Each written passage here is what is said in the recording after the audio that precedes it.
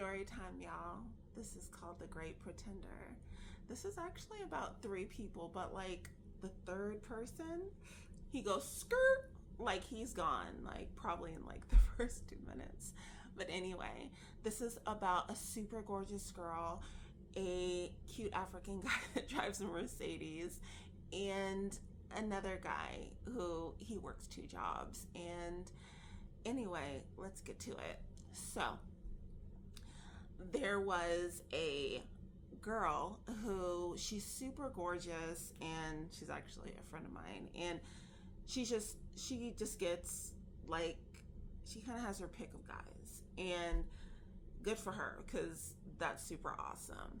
But anyway, she was dating this African guy who, you know, drove a Mercedes, and that's pretty common. So he's like really sweet, really nice, very cool. They were dating maybe for maybe like 4 months or so, who knows? And um, things just weren't really working out with that guy. So she ends up having to break up with him because he wasn't giving her enough time and she just really felt neglected. Now, he was going through a lot as well. His father had passed on maybe a year before, and his father had left him businesses and properties and whatnot because this gentleman, he's royalty over in Africa. Anyway, but he was living here in the U.S. and he worked in the IT field, whatever. So they break up. She's done. He's not so done. He tries to call her, but guess what? The story is not about him and him calling her and her not really wanting to deal with him anymore. This is a story about a guy and a girl who met online and eventually met at a flea market, and they really hit it off. They really liked each other. She really liked him like platonically, and she was just like, okay, like he's cute. I know he thinks that I'm pretty or whatever, or gorgeous, whatever it is, but she was really more interested in a friendship. And with him, he was like, oh, like Google Gaga over her, like super, like, oh, she fine, like I love it, like I'm in love, hard eyes, oh, and like I want to get down. But anyway, that wasn't what she felt. So flash forward about 6 months to a year later, they realized that they worked near each other. So this guy would bring her lunch and he would go pick her up at her job. They'd go to a park and, they'd eat lunch and he would just listen to her and they get all kissy and do other little things in the park and whatnot.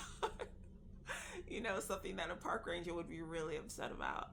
So anyway, they have this thing where she's really starting to trust him. She likes him more as a friend, though. He's just not the kind of guy that she could really see herself in a relationship with. For him, from what I've been told, he could see himself in a relationship with this girl. So, things escalate after that. They end up having sex. She would go to his house because, he works hard. Two jobs. He owns his own home, no kids, all that kind of stuff. So she'd go to his house. They'd do, and they're very sexually compatible. And the interesting part about this is that maybe after 5 or 6 times of them having sex, he wanted her to slip him a finger in his backyard, if you know what I mean. Okay? That's not something that she'd ever done, and she didn't know if she really felt comfortable doing that, but she did that for him. So she's telling me this, and I'm listening like, God, this is juicy. This is so awesome. Oh my God, like what is going on? I was very entertained. Okay. So anyway, so she is a pleaser. So she was totally down to do that for him. So that continued.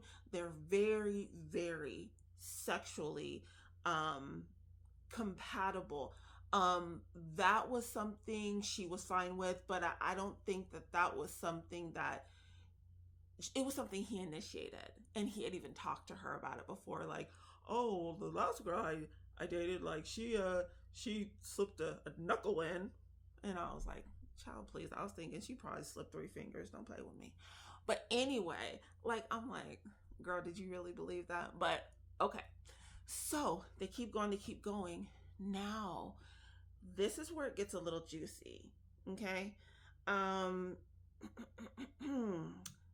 he ends up asking her to have a baby with him. This isn't a guy that she's interested in. So she's like, how about no, sir? And she said it nicer, I'm sure. But in my head, that's how she said it. So he's like, he was hurt. Like, you can tell he's kind of like a little devastated. And it was unfortunate. This is where the story actually gets really juicy. This is my favorite part. So she ends up leaving, and then COVID happens, and then enter another girl. All right, y'all. I'll get to you with the second part.